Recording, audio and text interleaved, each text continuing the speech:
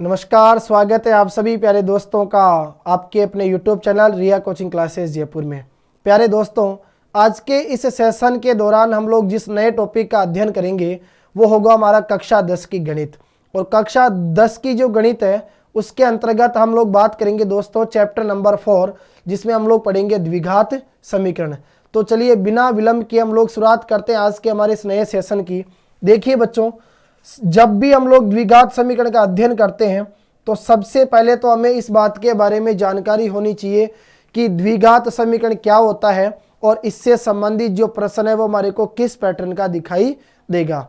देखिए, एक ऐसा समीकरण जिसमें दी गई अज्ञात संख्याएं, अब मान लीजिए वो जो अज्ञात संख्या है वो आपके पास में दोस्तों x भी हो सकती है, y भी हो सकती है और z भी हो सकता है। इस प्रकार ये क्या दिखाई देगी आपको, x, y, z के रूप में अज्ञात संख्याएं, अज्ञात संख्या।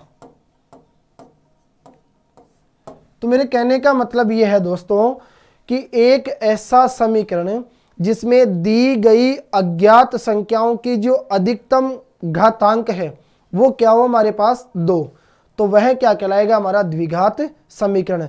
अर्थात आप लोग सीधा सा ये कह सकते हैं कि एक ऐसा समीकरण जिसकी अधिकतम घात क्या हो 2, उसे द्विघात समीकरण के नाम से जाना जाता है। अब यदि मान लीजिए बच्चों आपसे एग्जाम में प्रश्न पूछ लिया जाए कि बताइए ये जो द्विघात समीकरण है, इस द्विघात समीकरण का व्यापक रूप क्या होता है, आपसे पूछेगा व्यापक रूप। देखो, अगर एग्जाम में आपसे द्विघात समीकरण का व्यापक रूप पूछता है तो आप लोग ध्यान रखना दोस्तों, द्विघात समीकरण का जो व्यापक रूप है वो इस प्रकार से लिखा हुआ रहता है ax² प्लस का bx प्लस का c बराबर 0। क्लियर। अब एक एक चीज को हम लोग यहां से जानेंगे कि a क्या है यहाँ पर दोस्तों, a है आपका x² का गुणांक। क्लियर। a जो है दोस्तों ये क्या कहलाएगा यहाँ पर आपका x² का गुणांक। इसी प्रकार यदि आपसे पूछा जाए कि बताइए b क्या है, तो b आ जाएगा दोस्तों आपका x का गुणांक।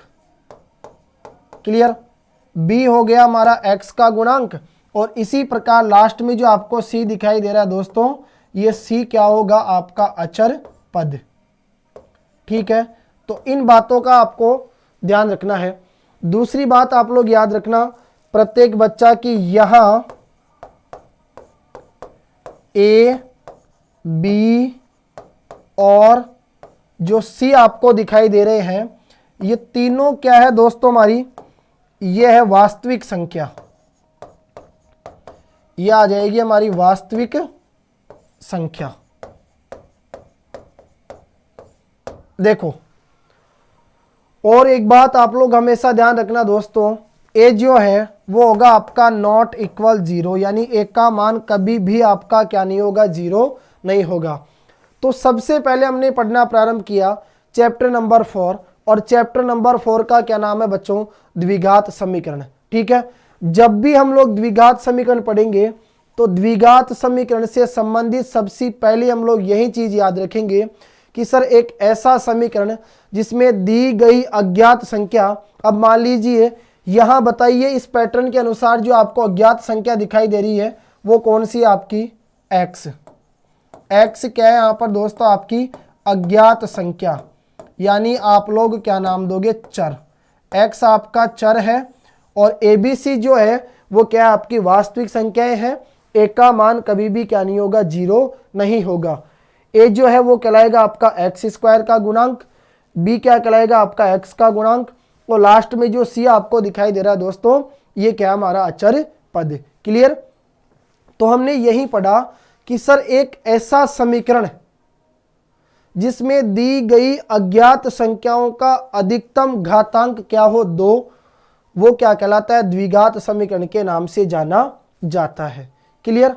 अब मान लीजिए मैंने एक एग्जाम्पल लिया और मैंने लिखा दोस्तों कि 3y² माइनस का 4y प्लस का 5 बराबर 0। क्लियर। ये आपके सामने कोई एग्जाम्पल है। 3y² माइनस का 4y प्लस का 5 बराबर 0। ठीक है। अब मैं आपसे पूछूंगा कि बताइए यहाँ पर y² का गुणांक क्या है। मैंने आपसे पूछा बच्चों कि बताओ y² का गुणांक क्या है, तो आपका आंसर होगा कि सर जब हम इस समीकरण को देखते हैं तो y² के साथ जो गुणा में संख्या हमारे को दिखाई देती है वो संख्या क्या है हमारी 3। तो आप कहोगे कि y² का गुणांक कितना हो गया आपका 3, और ये जो 3 है बच्चों ये किसका मान निकल के आ गया आपके पास, a का मान। तो आपने कहा सर a का मान 3 है, b क्या कहलाएगा बताओ, जो y के साथ गुणा में आएगा। अब बताओ y के साथ गुणा में क्या है, माइनस का 4, तो b का मान हो गया माइनस का 4, और c जो लास्ट में हमारा अचर पद बचेगा वो कितना आ जाएगा 5। ठीक है। तो इस प्रकार से आप सभी को द्विघात समीकरण से संबंधित ये महत्वपूर्ण बातें याद रखनी है। अब देखो बच्चों, अगर आप लोग चाहो तो इसका स्क्रीनशॉट ले सकते हो। इसके बाद हम लोग आगे बढ़ते हैं कि जो प्रश्नावली 4 है इसमें द्विघात समीकरण से संबंधित हमारे से किस प्रकार के प्रश्न पूछे जाएंगे। देखो,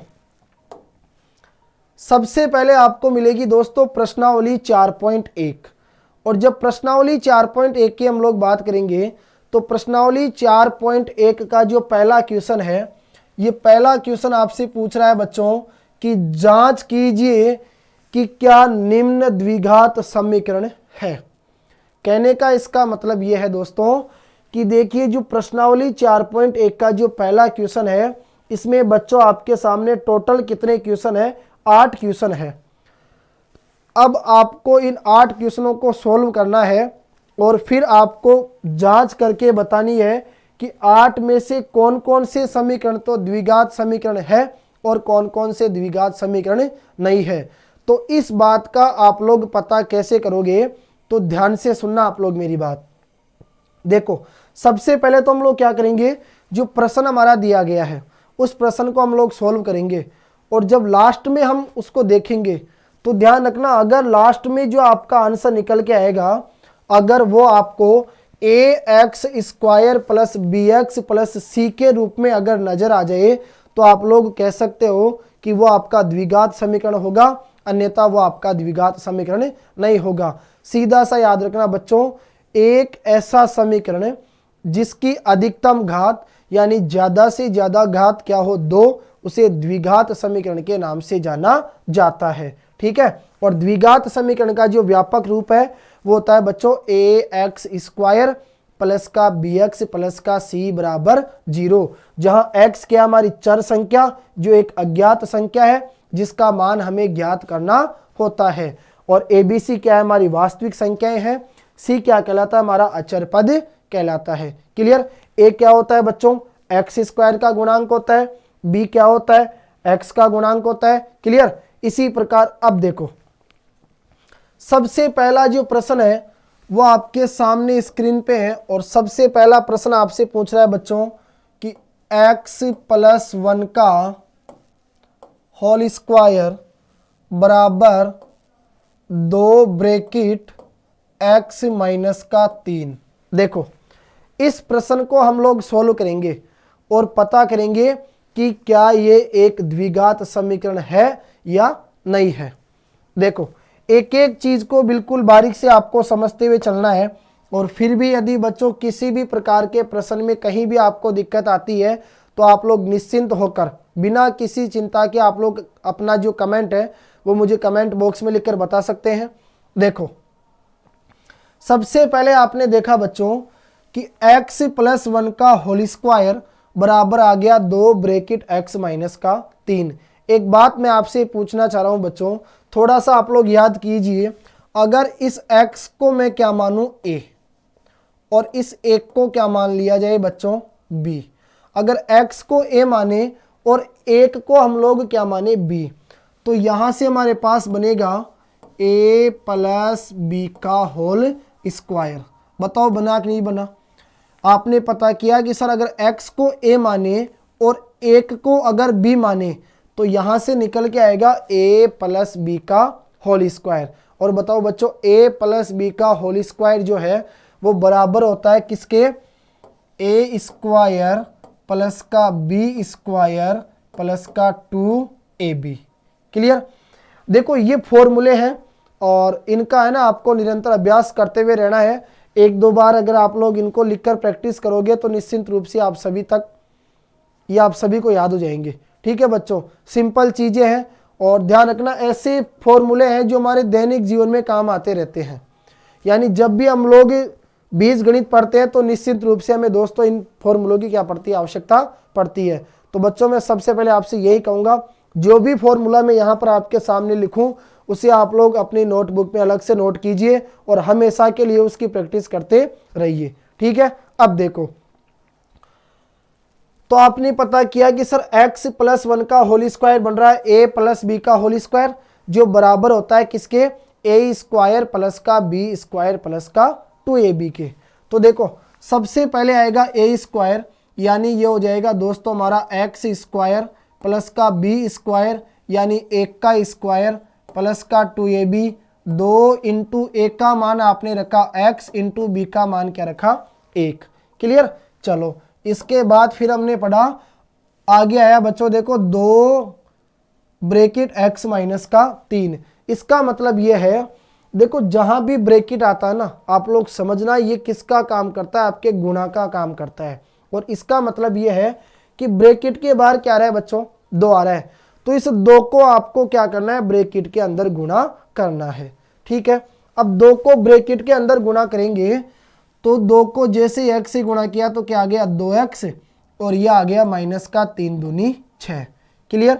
आगे देखो ये आ गया आपका x स्क्वायर प्लस 1 का स्क्वायर 1 प्लस 2 एकम 2, 2 को गुणा किया x से तो क्या आ गया 2x बराबर 2x माइनस का 6।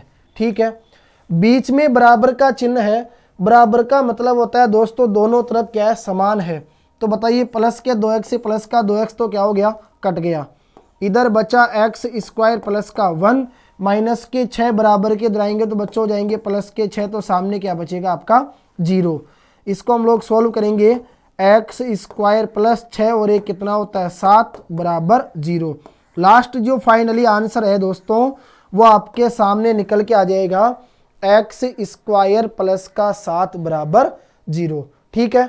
अब आपने देखा, आप लोग मुझे बताइए बच्चों, हमने यही सीखा था कि सर यदि अधिकतम घात हमारे पास कितनी आ जाए 2, तो वही क्या कहलाता है, हमारा द्विघात समीकरण के नाम से जाना जाता है। तो मैं आपसे ये पूछना चाह रहा हूं, एक बात मुझे बताइए, यहां आपने देखा बच्चों अधिकतम घात जो है वो आपको कितनी दिखाई दी 2। ठीक है। तो इसका मतलब आप क्या कहोगे कि सर ये जो हमारा जो पहला प्रश्न था ये किसके रूप में दिया गया, हमें द्विघात समीकरण के रूप में दिया गया है। ठीक है। चलो इसके बाद हम लोग बढ़ते हैं अगले प्रश्न की तरफ। अब देखो बच्चों अगला जो दूसरा प्रश्न है वो आता है x स्क्वायर माइनस का 2x बराबर माइनस का 2 ब्रैकेट 3 माइनस का x। देखो अगर दूसरे प्रश्न को हम लोग सोल्व करें तो दूसरे प्रश्न में आप लोग देखोगे बच्चों, दूसरा प्रश्न है आपका कि x स्क्वायर माइनस का 2x, x स्क्वायर माइनस का 2x बराबर आ गया आपका माइनस का 2 और माइनस का जो 2 है उसको आप लोग गुणा करोगे किससे, 3 माइनस के x से। ठीक है। चलिए जितना जल्दी हो सके उतना जल्दी आपको सोल्व करने का प्रयास करना और जल्दी से आप लोग मुझे कमेंट बॉक्स में लिखकर बताइए कि इस प्रश्न का आंसर क्या होगा, यह एक द्विघात समीकरण होगा या नहीं होगा। देखो सिंपल सा आपने देखा बच्चों कि x स्क्वायर माइनस का 2x बराबर, सबसे पहले हम क्या करेंगे, -2 को ब्रैकेट के अंदर क्या करेंगे, गुणा करेंगे। ठीक है। तो जैसे ही -2 को 3 से गुणा किया तो ये आ गया हमारा 3 दूनी 6 यानी माइनस का 6। अब बताओ माइनस माइनस गुणा में क्या होता है, प्लस 2 को गुणा किया x से तो क्या आ गया बच्चों आपका 2x।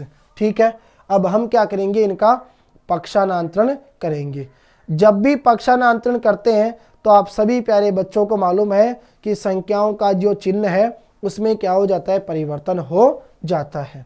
देखिए इधर आया आपका एक्स स्क्वायर माइनस का 2x।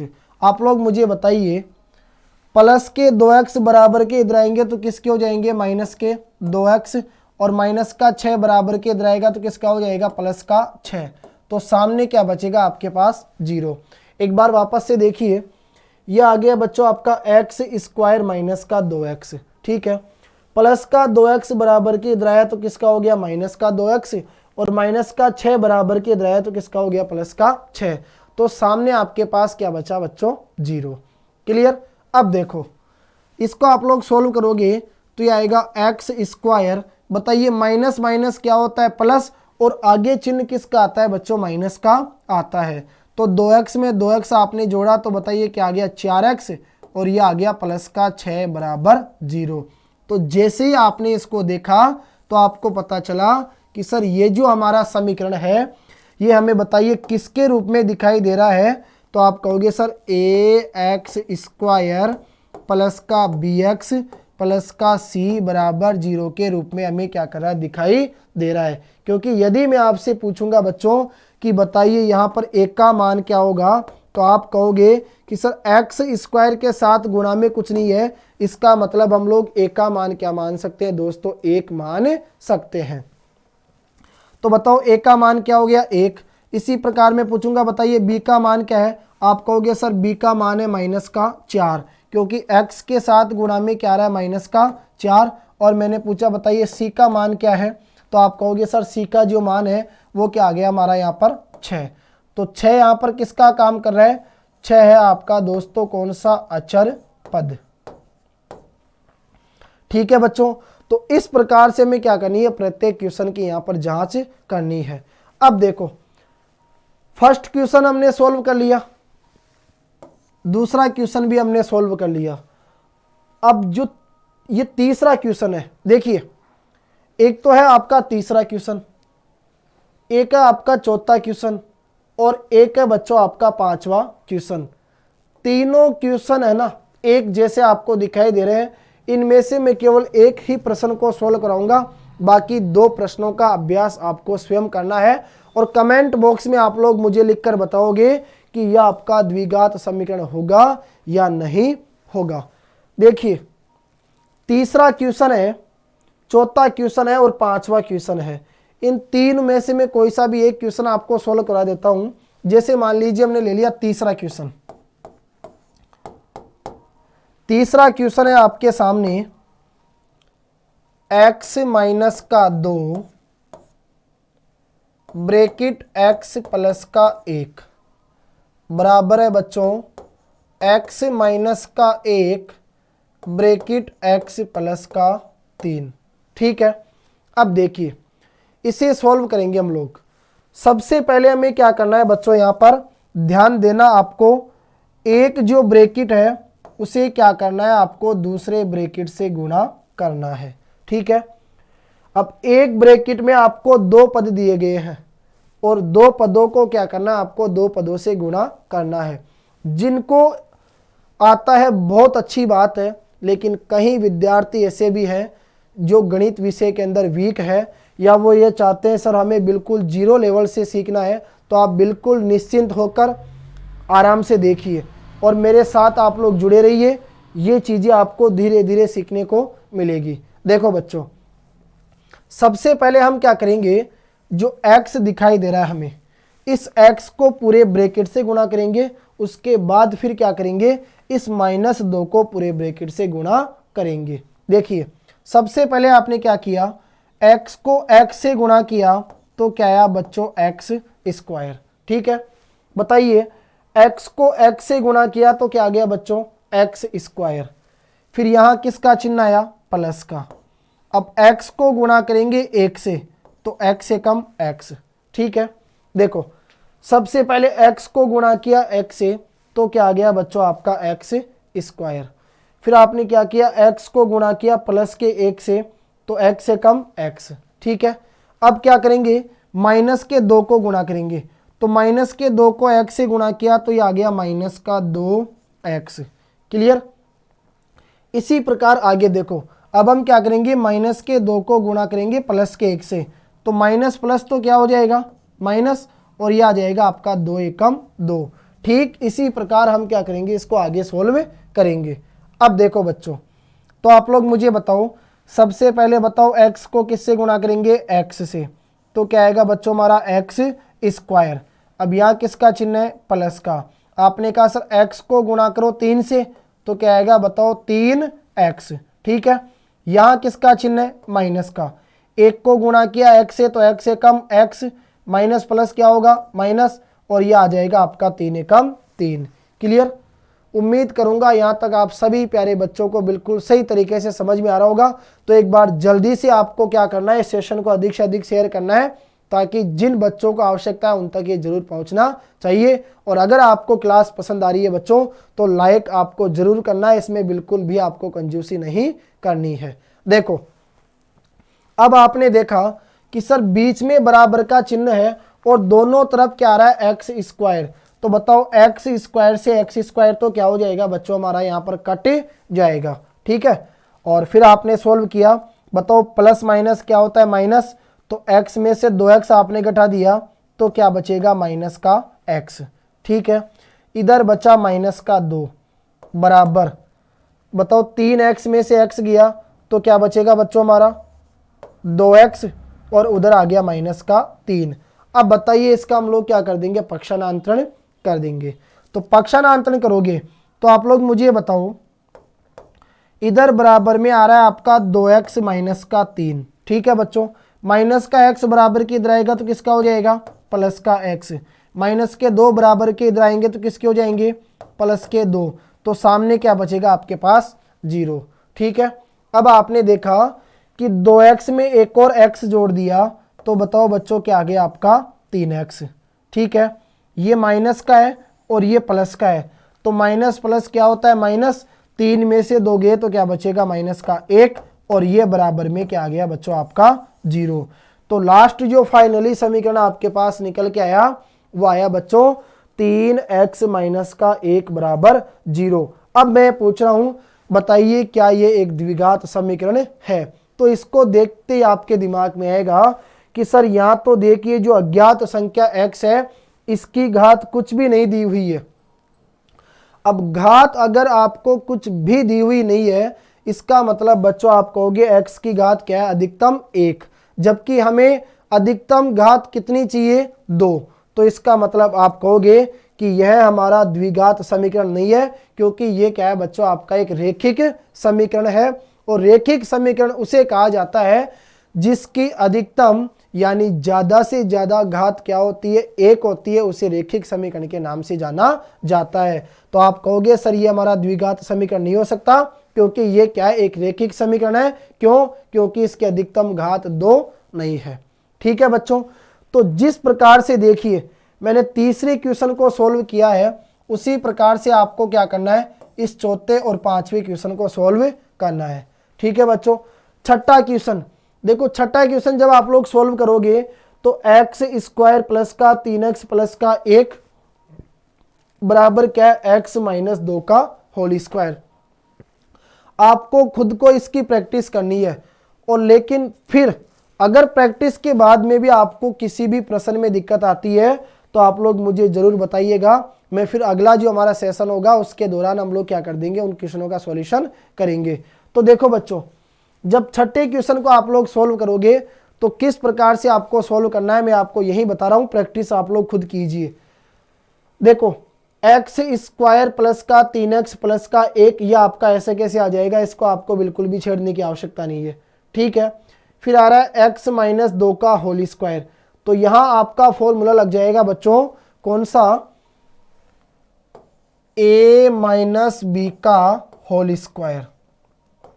और बताइए a माइनस बी का होल स्क्वायर जो है वो किसके बराबर होता है, a स्क्वायर प्लस का b स्क्वायर माइनस का 2ab के क्या होता है बच्चों बराबर होता है। याद रखना ए माइनस बी का होल स्क्वायर किसके बराबर होता है? ए स्क्वायर प्लस का बी स्क्वायर माइनस का 2ab के क्या होता है बच्चों? बराबर होता है। तो ठीक इसी प्रकार से आप लोग जब ये फॉर्मूला लगाकर इसको सोल्व करोगे तो आपको किसी भी प्रकार से कोई यहाँ पर समस्या नहीं होगी। ठीक है बच्चों, अब हम बढ़ते हैं अगले प्रश्न की तरफ। तो देखिए अगला जो आपका प्रश्न नंबर 7 है और प्रश्न नंबर जो 8 है, ये अच्छे क्वेश्चन भी है और इम्पोर्टेंट क्वेश्चन है। तो इनका हम लोग बिल्कुल सही तरीके से और बिल्कुल बेसिक से क्या करेंगे बच्चों? अध्ययन करेंगे। आप लोगों को अपनी नोटबुक साथ में रखनी है और एक एक चीज को नोट करते हुए चलना है। देखो हम लोग पढ़ते हैं कौन सा क्वेश्चन। अब आ गया बच्चों हमारा प्रश्न नंबर 7। देखो प्रश्न नंबर 7 है x प्लस 2 का होल क्यूब बराबर है 2x bracket x square minus का 1। ठीक है बच्चों, क्वेश्चन आपके सामने है कि x प्लस 2 का होल क्यूब बराबर 2x bracket x square minus का 1। देखिए एक एक चीज को आपको बिल्कुल बारीक से समझते हुए चलना है। एक बात मुझे बताओ बच्चों, वही चीज मैं आपके सामने दोहराना चाह रहा हूं कि अगर मान लीजिए इस x को हम लोग क्या मानते हैं a और 2 को क्या माने बच्चों b, तो आपके सामने आएगा a प्लस बी का होल क्यूब। बताइए क्या आ जाएगा? a प्लस बी का होल क्यूब। और a प्लस बी का जो होल क्यूब है बच्चों, ये बताइए किसके बराबर होता है? तो ये होता है a का क्यूब प्लस b का क्यूब प्लस का 3ab bracket a plus b के क्या होता है? बराबर होता है। यहां से प्रत्येक बच्चे को ये फॉर्मूला याद होना चाहिए कि a प्लस बी का क्यूब बराबर क्या होता है? a का क्यूब प्लस का b का क्यूब प्लस का 3ab ब्रैकेट a प्लस का b। ठीक है बच्चों, अब देखिए इसी फॉर्मूले के अंदर हम लोग क्या करेंगे? मान रखेंगे। जहां a दिखाई दे रहा है वहां रखेंगे x और जहां b दिखाई दे रहा है वहां क्या रखेंगे हम लोग बच्चों? 2 रखेंगे। तो देखो इससे आपका सॉल्यूशन होगा a का क्यूब यानी x का क्यूब। ठीक है, बताओ a का क्यूब मतलब आपका क्या आ जाएगा बच्चों? यहाँ पर x का क्यूब प्लस b का क्यूब यानी आप कहोगे 2 का क्यूब प्लस का 3ab, तो 3 इंटू a का मान रखा x इंटू बताइए b का मान क्या रखेंगे? 2 ब्रैकेट a प्लस का b यानी आप कहोगे x प्लस का 2। ठीक है, अब देखो बराबर में आ गया आपका 2x को गुणा करो ब्रैकेट के अंदर। तो बताइए 2x को गुणा किया x स्क्वायर से तो ये आ जाएगा आपका 2x की घात 3 माइनस 2x को 1 से गुणा करेंगे तो क्या आ जाएगा बच्चों? आपका 2x।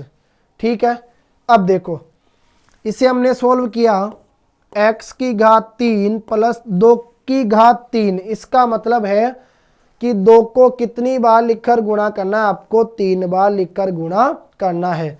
तो वो होगा आपका 2 दूनी 4, 4 दूनी 8। ठीक है, तो ये आ गया आपका 8 प्लस 3 दूनी 6 और 6 को 1 से गुणा किया तो क्या आ गया? 6x ब्रैकेट x प्लस का 2 बराबर 2x की घात 3 माइनस का 2x। ठीक है बच्चों, अब देखो आगे इसको आगे हम लोग सोल्व करेंगे तो इससे आपको पता चलेगा कि x की घात 3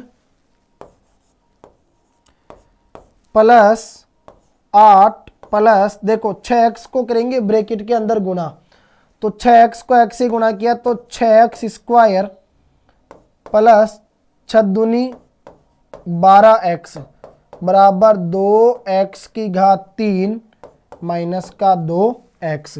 ठीक है, अब देखिए यहां से हम लोग क्या करेंगे बच्चों? इसका पक्षांतरण करेंगे और जब पक्षांतरण करेंगे तो इसके दौरान आपको पता चलेगा, जैसे ये आ गया बच्चों आपका x की घात 3 प्लस का 8 प्लस का 6x स्क्वायर प्लस का 12x।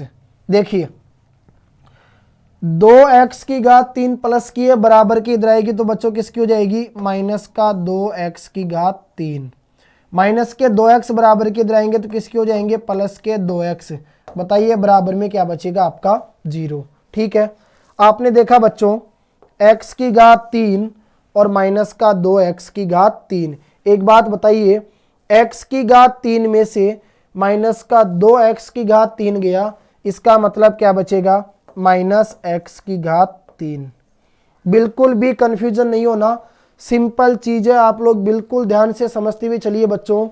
ये x की घात 3 है, इसके साथ गुणा में कुछ नहीं है, मतलब आप क्या मानोगे, 1। ठीक है, अब मैंने आपसे पूछा कि बताइए एक x की घात 3 में से माइनस का 2x की घात 3 गया तो 1 में से 2 जाएगा तो क्या बचेगा, माइनस का 1। अब माइनस 1 को x की घात 3 से गुणा करेंगे तो क्या बचेगा बच्चों, माइनस का x की घात 3 ही बचेगा।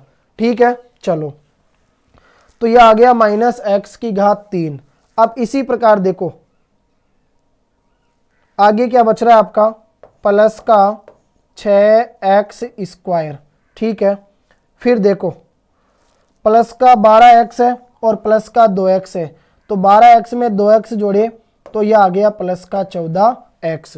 ठीक है, और इधर से क्या बच गया आपका, प्लस का 8 बराबर 0। जब आपने इसको चेक किया बच्चों तो इसके दौरान आपको पता चला कि सर अधिकतम जो घात है वो क्या रही है, 3, जबकि हमें क्या चाहिए, द्विघात समीकरण। तो यह आपका द्विघात समीकरण नहीं हो सकता क्योंकि यहाँ पर अधिकतम घात जो है वो 3 आ रही है, जबकि हमें अधिकतम घात क्या चाहिए बच्चों, 2 चाहिए। ठीक है, तो इस प्रकार से आपको इन प्रश्नों को सोल्व करना है। क्लियर, ये हो गया बच्चों हमारा प्रश्न नंबर 7 का सॉल्यूशन। इसी प्रकार देखो अगर हम लोग बात करें प्रश्न नंबर 8 की, तो थोड़ा सा आप लोग ध्यान दीजिए, इसको भी मैं सोल्व करवा देता हूं। आपको अपनी रफ कॉपी के अंदर इनकी 1-2 बार प्रैक्टिस करनी है। 1-2 बार जैसे आप लोग प्रैक्टिस करोगे बच्चों तो प्रत्येक क्वेश्चन को सोल्व करना आपको आ जाएगा।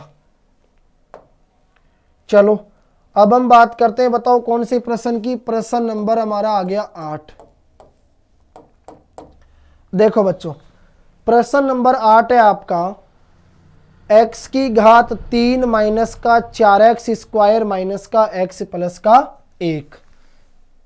x की घात 3 माइनस का 4x स्क्वायर माइनस का x प्लस का 1 और बराबर आपको दिया हुआ है बच्चों x माइनस 2 की घात 3। ठीक है बच्चों, देखिए ठीक वैसा ही क्वेश्चन है जैसा क्वेश्चन हमने जस्ट अभी पहले अभ्यास किया। एक बार देखिए बच्चों, इस क्वेश्चन को जब हम लोग सोल्व करेंगे तो आपको पता चलेगा कि सर x की घात 3 माइनस का 4x की घात 2 माइनस का x प्लस का 1, इसे तो हमें छेड़ने की बिल्कुल भी आवश्यकता नहीं है। ठीक है, आगे आपने देखा तो आपको पता चला कि बच्चों x माइनस 2 का होल क्यूब बन रहा है, यानी यहीं से आपका फॉर्मूला लगेगा a माइनस बी का होल क्यूब। और a माइनस बी का होल क्यूब जो है बच्चों वो बराबर होता है a का क्यूब माइनस b का क्यूब माइनस का 3ab ब्रैकेट a माइनस का b। ठीक है, तो ये एक और नया फॉर्मूला यहाँ से आपको सीखने को मिलेगा। अब हमें क्या करना है, जहाँ a दिखेगा वहाँ रखेंगे बच्चों x और जहाँ b दिखेगा वहाँ क्या रख देंगे हम लोग, 2। तो आपने कहा सर a का क्यूब यानी ये आ जाएगा बच्चों आपका x का क्यूब माइनस b का क्यूब यानी 2 का क्यूब माइनस का 3 इंटू a का मान रखोगे x इंटू बी का मान क्या रखोगे आप, 2 ब्रैकेट a माइनस का b यानी x माइनस का 2। ठीक है, अब देखो बराबर का चिन्ह है, x की घात 3 से x की घात 3 तो क्या हो जाएगा दोस्तों हमारा कट जाएगा। इधर बचेगा माइनस का 4 x की घात 2 माइनस का x प्लस का 1 बराबर 2 का क्यूब करेंगे तो आ जाएगा 2 दूनी 4, 4 दूनी 8 माइनस का 8 माइनस 3 दूनी 6, 6 को गुणा करेंगे किससे x से, ब्रैकेट में आ गया x माइनस का 2। ठीक है बच्चों, आगे देखो ये आ जाएगा हमारा माइनस का 4x स्क्वायर माइनस का x प्लस का 1 बराबर माइनस का 8। आगे देखिए माइनस के 6x को x से गुणा करेंगे तो माइनस का 6x स्क्वायर, और बताइए माइनस माइनस क्या होता है बच्चों प्लस, 6x को गुणा किया 2 से 6 दूनी 12x। ठीक है, अब वही हमें क्या करना है, पक्षांतरण करना है। देखो बच्चों पक्षांतरण करोगे तो विशेष रूप से आपको सावधानी रखनी है, चिन्ह क्या होंगे बदलेंगे। देखो इस प्रकार के प्रश्नों में ना आपको कभी भी जल्दबाजी नहीं करनी है, एक एक चीज को पढ़ते हुए और समझते हुए चलिए, क्योंकि जल्दबाजी में अगर आपने माइनस की जगह प्लस भी कर दिया तो ध्यान से समझना आपका जो पूरी मेहनत होगी वो पूरी क्या हो जाएगी, उसके ऊपर पानी फिर जाएगा, यानी पूरा क्वेश्चन आपका एक चिन्ह की वजह से क्या हो जाएगा, गलत हो जाएगा। तो मेरी पूरी कोशिश रहेगी आपसे किसी भी प्रकार के ऐसे प्रश्नों में गलती नहीं होनी चाहिए। देखो अब क्या करेंगे बच्चों, हमें इनका पक्षांतरण करेंगे तो एक तरफ कर देंगे सबको तो बराबर सामने क्या बच जाएगा 0। देखो यह आया आपका माइनस का 4x की घात 2 माइनस का x प्लस का 1, माइनस के 8 बराबर की इधर आएंगे तो बच्चों प्लस के 8, माइनस का 6x स्क्वायर इधर आएगा तो प्लस का 6x स्क्वायर, प्लस के 12x बराबर के इधर आएंगे तो माइनस के 12x। बताइए सामने क्या निकल के आ जाएगा आपके 0। ठीक है, अब चेक कीजिए, यह है आपका माइनस और यह है आपका प्लस, तो बताइए माइनस के 4x स्क्वायर में से प्लस का 6x स्क्वायर गया, यानी आप कहोगे सर माइनस प्लस क्या होता है, माइनस होता है, तो 6x स्क्वायर में से 4x स्क्वायर गए तो क्या बचेगा 2x स्क्वायर। ठीक है, ये माइनस का x है, ये माइनस के 12x है, माइनस माइनस क्या होते हैं प्लस, और आगे चिन्ह किसका आता है बच्चों, माइनस का आता है। तो 12x में एक और x जोड़ दिया तो ये आ गया माइनस का 13x। ठीक है, और 8 और 1 कितना हो गया, प्लस का 9, बराबर में क्या बचा बच्चों 0। तो यहां से आपके पास में एक द्विघात समीकरण बन के आया 2x स्क्वायर माइनस का 13x प्लस का 9 बराबर 0। इसे देखते ही आपके दिमाग में आ जाएगा बच्चों कि सर ये क्या है, हमारा एक द्विघात समीकरण है। ठीक है बच्चों, तो देखिए 4.1 का जो पहला क्वेश्चन था उसमें हमें जांच करके बताना था कि कौन सा समीकरण तो द्विघात समीकरण है और कौन सा समीकरण द्विघात समीकरण नहीं है। इस प्रकार टोटल कितने प्रश्न है बच्चों, 8 प्रश्न है। लगभग इनमें से आधे से ज़्यादा प्रश्नों को मैंने आपको सॉल्व करवा दिया, और जो क्वेश्चन मैंने आपको सॉल्व करने के लिए दिए हैं उनको आपको सॉल्व करना है, और उनका आपका जवाब क्या होगा ये बच्चों आपको कमेंट बॉक्स में लिखकर बताना है। ठीक है, चलो आगे बढ़ते हैं हम लोग अगले प्रश्नों की तरफ। तो देखिए जब अगले प्रश्नों की तरफ हम लोग बढ़ेंगे बच्चों तो आगे आएगा हमारा प्रश्न नंबर 2। प्रश्न नंबर 2 आपसे कहता है कि निम्न स्थितियों को द्विघात समीकरणों के रूप में निरूपित कीजिए। देखिए बहुत अच्छे और वेरी वेरी इंपॉर्टेंट क्वेश्चन, क्योंकि अब जो प्रश्न हम लोग पढ़ेंगे ना बच्चों उन्हें द्विघात समीकरण के साथ साथ देखिए आपको क्या क्या नई चीज़ें यहाँ पर सीखने को मिलेगी। जैसे पहला प्रश्न आयत का आया तो इससे संबंधित आपको आयत के बारे में जानकारी प्राप्त होगी। दूसरा क्रमागत धनात्मक पूर्णांकों का आया, आप लोग पहचानोगे कि क्रमागत का मतलब क्या होता है, धनात्मक पूर्णांक हमारे को किस प्रकार से मान्य है। तो ऐसे प्रश्न है, अगर इन प्रश्नों को हमने सॉल्व करना सीख लिया ना तो मैं आपको गारंटी के साथ कहता हूं बच्चों कभी भी द्विघात समीकरण से संबंधित आपको किसी भी प्रश्न में दिक्कत नहीं आ सकती। ठीक है, चलिए बच्चों हम लोग आगे बढ़ते हैं। तो दूसरा प्रश्न है, आपको कुछ स्थितियां दी गई है और उन स्थितियों को क्या करना है बच्चों, आपको द्विघात समीकरण के रूप में निरूपित करना है। यानी उनको आपको द्विघात समीकरण के रूप में व्यक्त करना है। अरे सीधा सा मतलब ये है, आपको इस प्रकार से जो प्रश्न लिखा हुआ दिखाई दिया है, इसको सॉल्व करके आपको एक द्विघात समीकरण के रूप में जमाना है। ठीक है, चलो तो सबसे पहला क्वेश्चन है बच्चों आपका कि एक आयताकार भूखंड का क्षेत्रफल 528 मीटर स्क्वायर है। देखिए बच्चों, सबसे पहले तो हमें क्या चाहिए, एक आयत के आकार का है ना एक भूखंड चाहिए। देखो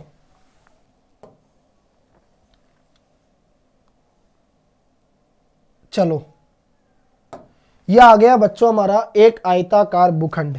मान के चलिए मैंने इसको नाम दे दिया ए बी सी डी।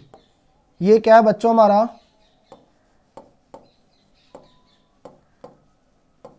आयताकार भूखंड। देखिए आयताकार भूखंड का मतलब होता है बच्चों भूमि में से आयत के आकार का काटा गया एक टुकड़ा। ठीक है, भूमि में से आयत के आकार का काटा गया एक टुकड़ा। क्लियर। देखो अब ये जो आयत आपको दिखाई दे रहा है, ये आमने सामने की भुजाएं आयत में क्या होती है, समान होती है।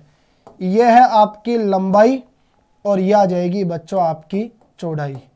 आयत ऐसा चतुर्भुज होता है जिसमें आमने सामने की जो भुजाएं होती है वो समान माप की होती है। ठीक है, अब देखिए आगे आता है। अब देखो बच्चों, आयत से संबंधित अब लोग याद रखेंगे, ये जो बीच की जगह आपको दिखाई दे रही है, आयत के अंदर जो आपको ये बीच की जगह दिखाई दे रही है, ये जितनी जगह को ये घेरा हुआ है, ये अंदर की जगह जो है बच्चों वो क्या कहलाती है, इसका क्षेत्रफल कहलाती है। ठीक है, और ये चारों तरफ की जो माप आपको दिखाई दे रही है, जैसे A B, B C, C D और ए डी, ये पूरी चारों तरफ की जो बाउंड्री है, चारों तरफ से जो बंद है, चारों तरफ की जो माप है, ये क्या कहलाती है बच्चों, आयत का परिमाप कहलाती है। ठीक है, तो यहां से आपको दो बातें सीखनी है। एक तो आएगा आयत का क्षेत्रफल। आयत का क्षेत्रफल होता है बच्चों लंबाई इंटू चौड़ाई, और एक आता है आयत का परिमाप। तो आयत का परिमाप आप लोग याद रखना, आयत का परिमाप होता है 2 इंटू ब्रैकेट लंबाई प्लस चौड़ाई। कोई सी भी आकृति हो, अगर उस आकृति का आपसे परिमाप पूछा जाता है तो परिमाप को परिमिति भी कहा जाता है। ध्यान रखना, परिमाप का मतलब होता है चारों ओर की माप। चारों ओर की जितनी भी उसकी भुजाएं आपको दी गई है उन सब का योग कर दीजिए, वही क्या कहलाएगा, उस आकृति का बच्चों परिमाप कहलाएगा। ठीक है, अब देखो प्रश्न कहता है कि ये जो आयत के आकार का भूखंड है, जो जमीन में से आपने टुकड़ा काटा है बच्चों, इसका जो क्षेत्रफल है वो आपको कितना दिया गया है। तो आप कहोगे सर आयत का जो क्षेत्रफल है वो हमें दिया गया है 528 मीटर स्क्वायर। ठीक है बच्चों, अब आगे देखिए आपका प्रश्न क्या कहता है। आगे आपका प्रश्न कहता है क्षेत्र की लंबाई मीटर में। ठीक है, ये जो आपका आयत के आकार का टुकड़ा है, इसकी जो लंबाई होगी वो चौड़ाई के 2 गुणों से 1 अधिक होगी। अगर इस लाइन को आपने ढंग से समझ लिया ना, तो कभी भी ये प्रश्न आपसे गलत नहीं हो सकता। इसी में आपका आंसर छुपा हुआ है।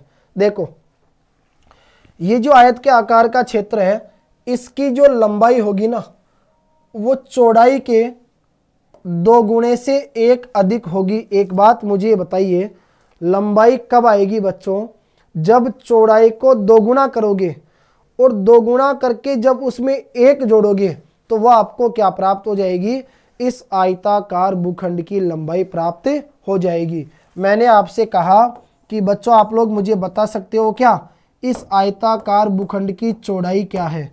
तो आपने कहा सर हमें आयताकार भूखंड की चौड़ाई का तो पता ही नहीं है। अरे पता नहीं है तो जब तक गणित है मतलब सब चीज़ का पता है। गणित हमेशा यही कहती है, कोई भी चीज नहीं है मान लो, मानने में आपका कुछ नहीं जाता। तो आपने कहा कि माना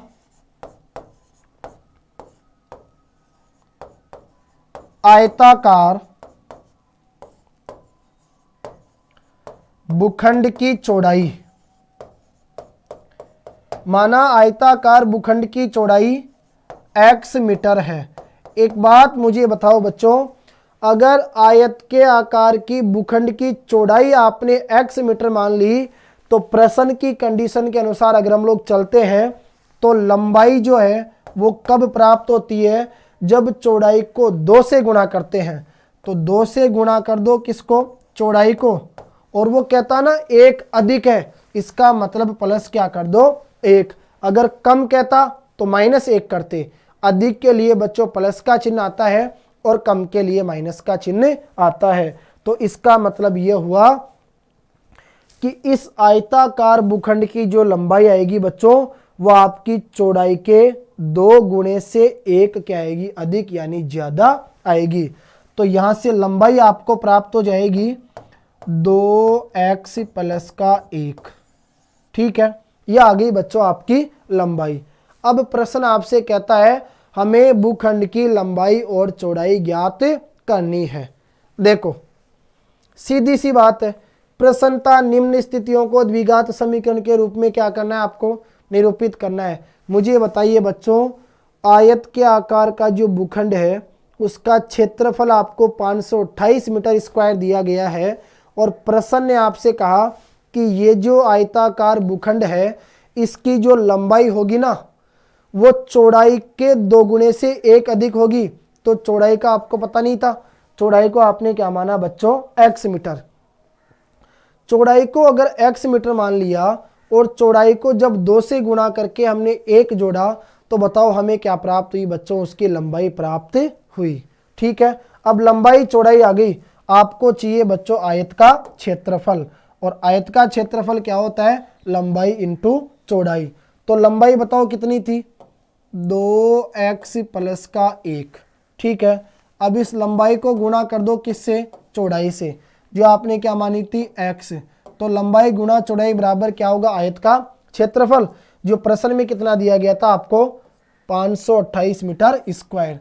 तो बराबर में रख दो 528। ठीक है, x को गुणा करो ब्रैकेट के अंदर, x को गुणा किया 2x से तो आ गया बच्चों 2x स्क्वायर, प्लस x को गुणा किया x से कम x बराबर 528। ठीक है बच्चों, तो 2x स्क्वायर आपका ऐसे कैसे आ गया, प्लस का x आ गया, प्लस के 528 बराबर के रहेंगे तो माइनस का 528 बराबर में क्या प्राप्त होगा आपको, 0। तो ये आपके सामने आ गई दोस्तों इसकी स्थिति किसके रूप में, एक द्विघात समीकरण के रूप में। ठीक है, इसी प्रकार आपको सॉल्व करना है। अब देखो अगर हम बात करें अगले प्रश्न की, तो अगला जो प्रश्न है, अगला प्रश्न नंबर 2 है बच्चों आपके सामने। और देखो प्रश्न नंबर 2 के अंतर्गत आपको बताना है कि 2 क्रमागत, यानी आप कहोगे क्रम के अनुसार। ठीक है बच्चों, 2 क्रमागत धनात्मक पूर्णांकों का गुणनफल 306 है, तो हमें पूर्णांकों को ज्ञात करना है। सुनिए बच्चों ध्यान से, बहुत अच्छा है, और मैं आपसे कहूंगा अच्छा ही नहीं, यह आपका एक इंपॉर्टेंट क्वेश्चन है। सुनो प्रश्न क्या कहता है, 2 क्रमागत धनात्मक पूर्णांक। एक बात मुझे बताइए, 2 क्रमागत धनात्मक पूर्णांक। देखो बच्चों सबको पता है सर धनात्मक है मतलब प्लस में होंगे। एक शब्द है क्रमागत, क्रमागत का मतलब क्या होता है बच्चों, सबको पता है सर क्रम के अनुसार। मैंने पूछा बताओ क्रम के अनुसार कैसे, तो एक बात बताइए, अगर मैं आपसे ये कहूं बच्चों, मान लो मैंने एक संख्या ले ली 5 और 5 के जस्ट बाद में क्रम से कौन सी आएगी, आप सबको पता है 6। तो मैंने कहा दो क्रमागत संख्याओं का गुणनफल 30 है, तो आप कहोगे 5 छंगे 30। बताओ क्रम के अनुसार आ रही कि नहीं आ रही, यानी 5 के बाद जस्ट कौन सी आई, 6। दोनों क्रम के अनुसार आ रही है, तो 5 छंगे कितना हो गया, कितना हुआ 30। अब देखो इस प्रश्न में आपको क्या करना है, दो ऐसे क्रमागत धनात्मक पूर्णांक आपको लेने हैं जिनको गुणा करने पर उनका गुणनफल आपको कितना प्राप्त होगा बच्चों, 306 प्राप्त होगा। ठीक है, तो मैंने आपसे कहा माना पहला धनात्मक पूर्णांक x है। अगर बच्चों पहला धनात्मक पूर्णांक आपने x मान लिया तो ध्यान रखना दूसरा जो धनात्मक पूर्णांक होगा वो कितना प्राप्त होगा आपको, x प्लस का 1। अब बताओ ये कैसे आई, अरे मान लीजिए x का मान अगर 7 आ गया तो 7 में 1 जोड़ते अगला बताओ आपको क्रम के अनुसार 8 प्राप्त होगा कि नहीं होगा। तो दो क्रमागत जब धनात्मक पूर्णांकों की बात की जाती है तो पहला धनात्मक पूर्णांक बच्चों आपको x लेना है, तो अगला जो होगा वो सीधा ही क्या हो जाएगा आपका x प्लस का 1। ठीक है, अब प्रश्न क्या कहता है, दोनों का गुणनफल, मतलब दोनों को क्या कर दो, गुणा। तो x को गुणा करो बच्चों किससे, x प्लस के 1 से। जब दोनों को गुणा करोगे तो दोनों को गुणा करने पर बराबर में आपको कितना प्राप्त होगा, 306। ठीक है, इसको हमने सॉल्व किया तो देखिए x को ब्रैकेट के अंदर गुणा करेंगे, x को x से गुणा किया तो x स्क्वायर प्लस x से कम x बराबर आ गया हमारा 306। बताइए प्लस का 306 बराबर के इधर आएगा तो किसका हो जाएगा बच्चों, माइनस का। तो ये आ जाएगा आपका x स्क्वायर प्लस का x माइनस का 306 बराबर 0। ये क्या प्राप्त होगा बच्चों, यहाँ पर आपको एक द्विघात समीकरण। ठीक है, चलो देखो बच्चों दूसरे प्रश्न के दो प्रश्न तो आपके सॉल्व हो गए। अब आता है आपका तीसरा प्रश्न। देखो तीसरा जो प्रश्न है ना और चौथा प्रश्न है, प्रत्येक बच्चा ध्यान दे, बहुत अच्छे क्वेश्चन है बच्चों। और ये जो प्रश्न देखो तीसरा आपको दिखाई दे रहा है ना, ये प्रश्न आपका किससे संबंधित है, ये है बच्चों आपका आयु से संबंधित।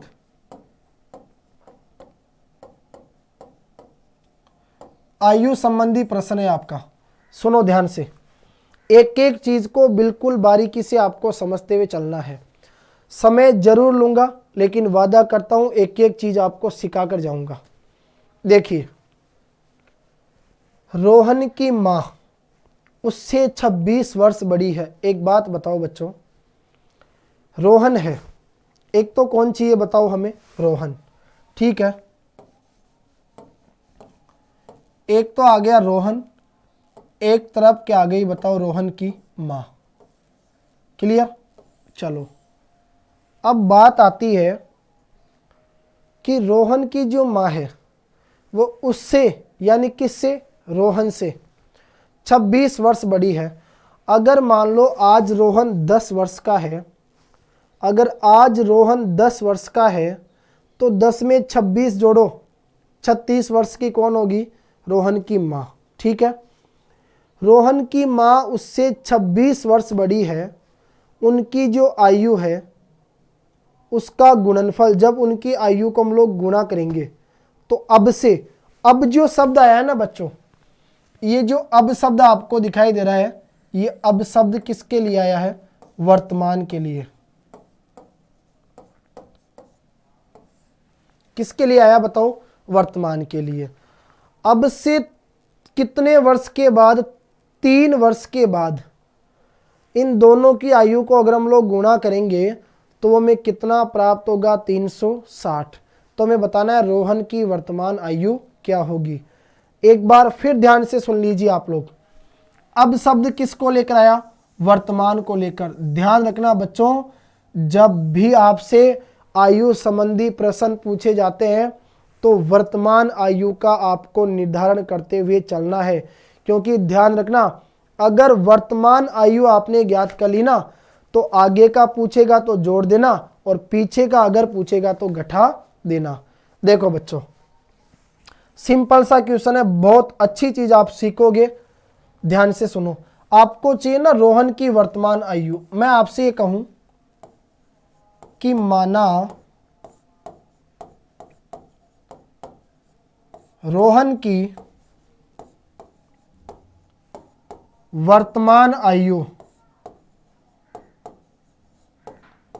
मैंने कहा रोहन की वर्तमान आयु x वर्ष है।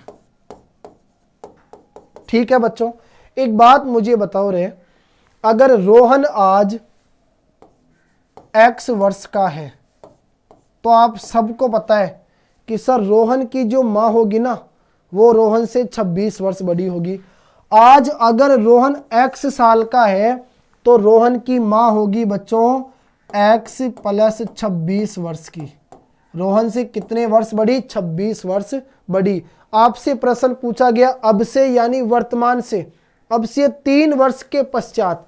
एक बात बताओ बच्चों, अगर मैं बात करूंगा 3 वर्ष के बाद, एक बात बताओ, आज अगर रोहन x साल का है तो रोहन की माँ उससे 26 वर्ष बड़ी है। अगर मैं आज के 3 साल बाद की बात करूंगा तो आप कहोगे सर रोहन भी 3 साल बड़ा हो जाएगा और उसकी माँ भी 3 साल बड़ी हो जाएगी। तो आज के 3 साल बाद रोहन कितने साल का होगा? आप कहोगे सर x प्लस 3 साल का। और रोहन की माँ कितनी होगी? तो वह आ जाएगी x प्लस का 29। ठीक है बच्चों, जब अब से 3 वर्ष पश्चात इन दोनों की आयु को जब गुणा करेंगे तो कितना प्राप्त होगा? 360। तो 3 वर्ष के बाद दोनों की जो आयु आ रही है उसको गुणा करके बराबर में क्या लिखेंगे बच्चों? 360, जो हमारा क्या होगा करेक्ट आंसर। तो अब से 3 वर्ष पश्चात रोहन की आयु कितनी आई? x प्लस का 3।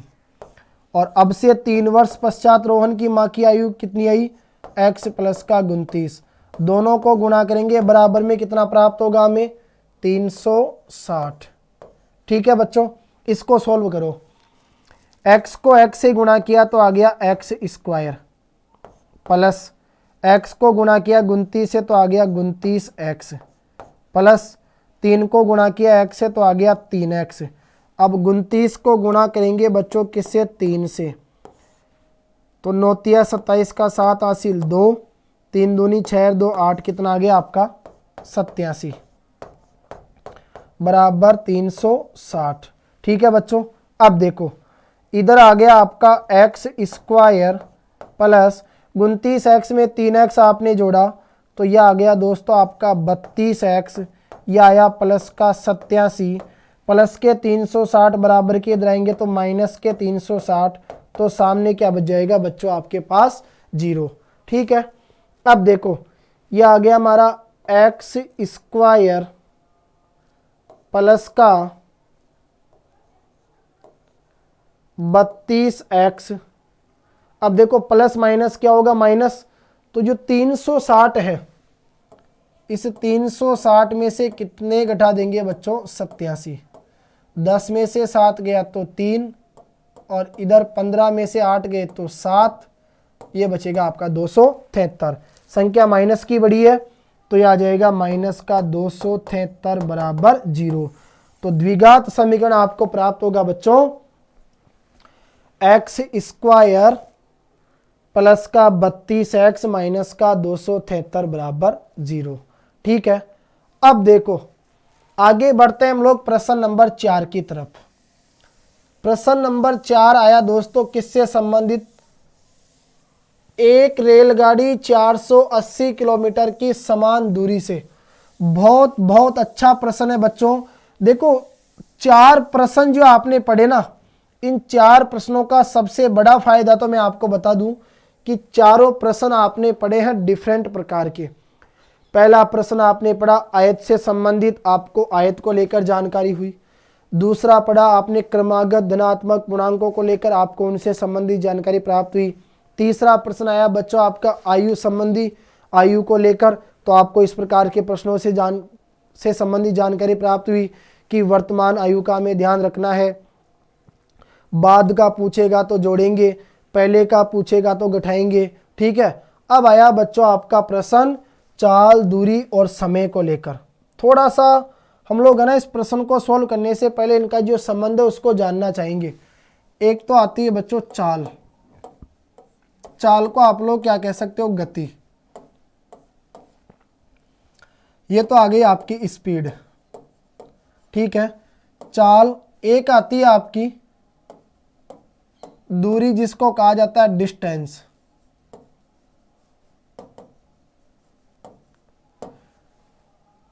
और एक आता है बच्चों आपका समय। समय क्या कहलाएगा आपका, टाइम। ठीक है, देखो तीन चीजें आपके सामने आई। एक आ गई बच्चों आपकी चाल, दूसरी आ गई आपकी दूरी और तीसरा आ गया आपका समय। इन तीनों के बीच में जो संबंध है वो संबंध हमें पता चलता है कि चाल बराबर होता है बच्चों दूरी बटा समय। बताओ चाल बराबर क्या प्राप्त होता है आपको, दूरी बटा समय। ठीक है बच्चों, चाल बराबर दूरी बटा समय होता है। अगर मान लीजिए मैं आपसे यहां से समय पूछूंगा तो समय बराबर आपका फॉर्मूला बन जाएगा, समय बराबर आ जाएगा आपका बच्चों दूरी बटा चाल। अगर समय पूछे तो याद रखना समय बराबर दूरी बटा चाल, और चाल पूछे तो चाल बराबर दूरी बटा समय। और अगर आपसे पूछ लिया जाए दूरी, तो दूरी बराबर क्या होगा, चाल गुणा समय। ये तीन छोटे छोटे फॉर्मूले हैं, ये बच्चों आपको याद होने चाहिए, क्योंकि यहाँ किसी भी कंडीशन का प्रश्न आपको देखने को मिल सकता है। अब देखो, और एक एक चीज को बिल्कुल बारीकी से समझते हुए चलो।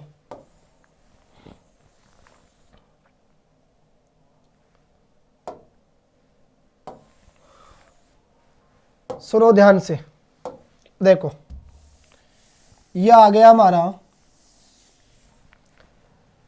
एक रेलगाड़ी 480 किलोमीटर की दूरी समान चाल से तय करती है। सुनो बच्चों, एक रेलगाड़ी है, 480 किलोमीटर की दूरी है और उसको समान चाल से तय करती है। एक बात मुझे बताइए, 480 किलोमीटर, 480 किलोमीटर की क्या आ गई बच्चों, दूरी। देखो दूरी अगर किलोमीटर में है तो ध्यान रखना समय जो होगा वो आपका किस में होगा बच्चों, हावर यानी घंटे में।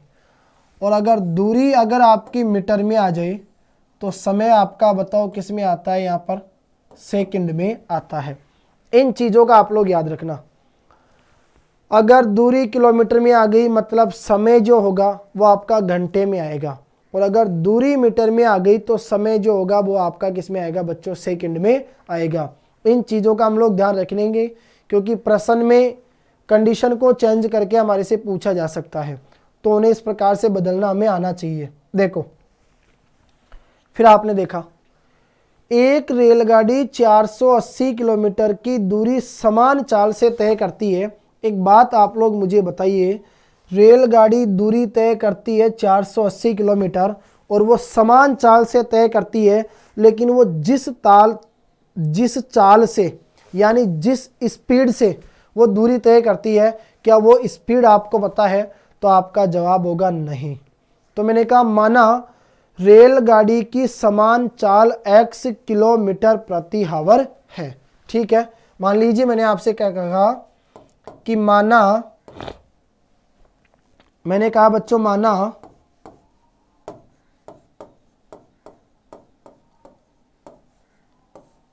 रेलगाड़ी की समान चाल x किलोमीटर प्रति हावर है। ठीक है बच्चों, मैंने कहा कि माना रेलगाड़ी की जो समान चाल है वो है x किलोमीटर प्रति हावर। ठीक है। एक बात बताइए, अगर 480 किलोमीटर की दूरी को x किलोमीटर प्रति हावर की चाल से अगर रेलगाड़ी तय करती है तो आप लोग मुझे बताइए समय कितना लगेगा। तो जब समय निकालेंगे बच्चों तो आप कहोगे सर समय बराबर आ जाएगा दूरी बटा चाल, और दूरी कितनी थी 480 किलोमीटर, और दूरी बटा चाल हमने क्या मानी x किलोमीटर प्रति हावर। तो समय हमारे पास आ जाएगा 480 बटा x हावर। ठीक है बच्चों, आगे देखो, सिंपल सी चीज, एक रेलगाड़ी 480 किलोमीटर की दूरी समान चाल से तय करती है। मैंने कहा दूरी अगर 480 किलोमीटर है तो समान चाल आपको दी हुई नहीं है, समान चाल को हमने माना बच्चों x किलोमीटर प्रति हावर। जब समय हमने निकाला तो समय होता है हमारा दूरी बटा चाल, तो 480 बटा x। ठीक है, आगे देखो, फिर प्रश्न कहता है कि यदि इसकी चाल मान लीजिए 8 किलोमीटर प्रति हावर कम होती। एक बात मुझे बताइए बच्चों, अगर इसकी चाल 8 किलोमीटर प्रति हावर कम होती, मतलब अभी चाल कितनी है x, 8 किलोमीटर प्रति हावर कम होती तो ये हो जाती x माइनस का 8 किलोमीटर प्रति हावर। ठीक है, प्रश्न कहता है अगर चाल को 8 किलोमीटर प्रति हावर क्या कर देते, कम कर देते, तो उसी दूरी को, यानी जो दूरी पहले थी कितनी 480 किलोमीटर, तो उसी दूरी को क्या करने में, उसी दूरी को तय करने में हमें 3 घंटों का समय ज़्यादा लगता। एक बात यहाँ समझना, प्रश्न क्या कहता है, अगर चाल को हम लोग 8 किलोमीटर प्रति हावर क्या कर देते, कम कर देते, तो जो दूरी पहले थी ना उसी दूरी को हमें तय करने में बताओ कितने घंटे का ज़्यादा समय लगता। तो आपका जवाब आया सर 3 घंटे का समय ज़्यादा लगता। ठीक है, तो 3 घंटे का समय ज़्यादा लगता। इसका मतलब बच्चों अब मुझे ये बताइए, अब यदि मैं यहाँ से समय निकालूं तो समय बराबर क्या होगा दूरी बटा चाल, यानी 480 बटा x माइनस का 8। लेकिन प्रश्न क्या कहता है, अगर मैं 8 किलोमीटर प्रति हावर चाल कम करता हूं तो इसी दूरी को तय करने में मुझे समय जो है ना वो कितने घंटे, 3 घंटे अधिक लगता। इसका मतलब ये है बच्चों कि पहले आपकी जो दूरी थी, यानी जो आपकी बच्चों समय था जो पहले आपका, वो कितना था 480 बटा x। तो इसी में ये कितने घंटों का, ये 3 घंटों का समय ज़्यादा कब लगता, जब आप लोग क्या करते बच्चों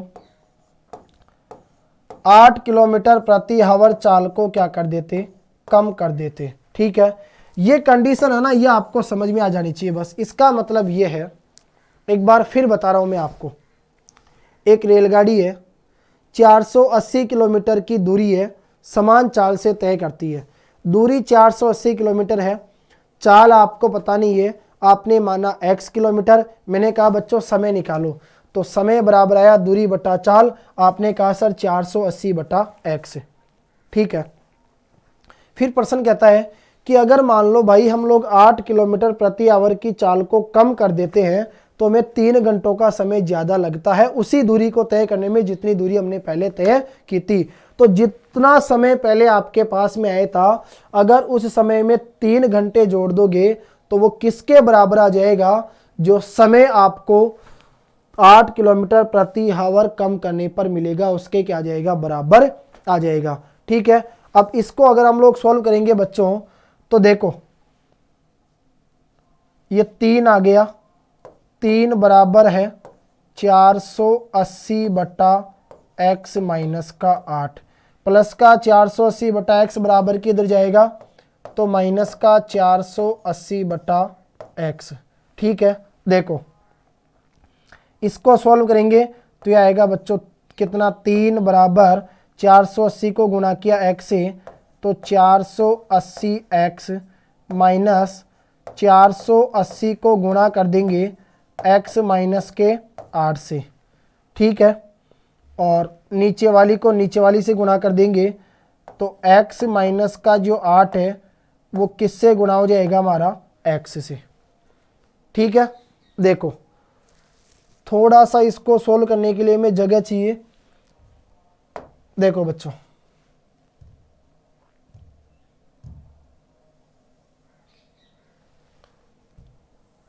ध्यान से देखो, दिखाई तो दे रहा है ना सबको, बिल्कुल ओके है। अब सुनो बच्चों, ये 3 आ गया बराबर 480 बटा एक्स माइनस का 8 माइनस 480 बटा एक्स, क्लियर। इसको हमने सोल्व किया तो देखो ये 3 तो आपका ऐसे कैसे आ गया, क्लियर। फिर 480 को गुणा किया x से तो क्या आ गया बताओ, 480x, 480x, ठीक है। फिर आ गया बीच में आपका माइनस का चिन्ह। अब बताओ 480 को किससे गुणा करोगे, x माइनस के 8 से, तो 480 को क्या कर दो, ब्रैकेट के अंदर गुणा कर दो। 480 को x से गुणा किया तो ये आ गया माइनस का 480x, ठीक है बच्चों। चलो फिर माइनस माइनस क्या हो जाएगा, ये प्लस। 480 को गुणा करेंगे 8 से, बताओ 480 को अगर 8 से गुणा करेंगे तो 8 को 8 से गुणा किया तो 64 का 4 हासिल 6, 8 चौक 32 और 6 कितने होंगे 38, 3840, क्लियर। और फिर नीचे वाले को क्या कर दिया, नीचे वाली से गुणा कर दिया तो x माइनस 8 को गुणा कर देंगे किससे, x से, तो यह हो जाएगा x स्क्वायर माइनस का 8x, ये आ गया बच्चों x स्क्वायर माइनस का 8x, ठीक है। प्लस के 480x से माइनस का 480x तो क्या हो गया, कट गया। अब ये आ रहा है बच्चों बटे में, बटे की संख्या बराबर के इधर जाएगी तो गुणा में चली जाएगी, यानी x स्क्वायर माइनस के 8x को किससे गुणा कर दोगे, हम गुणा कर देंगे 3 से, बराबर में प्राप्त होगा आपको 3840, ठीक है बच्चों। तो एक बात मुझे बताइए, यह आ गया आपका x स्क्वायर माइनस का 8x बराबर 3840, 3 गुना की संख्या बराबर के इधर चली जाएगी किसमें, भाग में, ठीक है। तो 3 का भाग देंगे तो x स्क्वायर माइनस का 8x बराबर 3 एकम 3, 3 दूनी 6, 3 अंटे 24, 1280। x स्क्वायर माइनस का 8x प्लस के 1280 बराबर के इधर आएंगे तो माइनस के 1280, तो बराबर में क्या बचेगा बच्चों, हमारा 0। इस प्रकार से हमें ये क्या हो जाएगा, एक द्विघात समीकरण प्राप्त हो जाएगा, ठीक है बच्चों।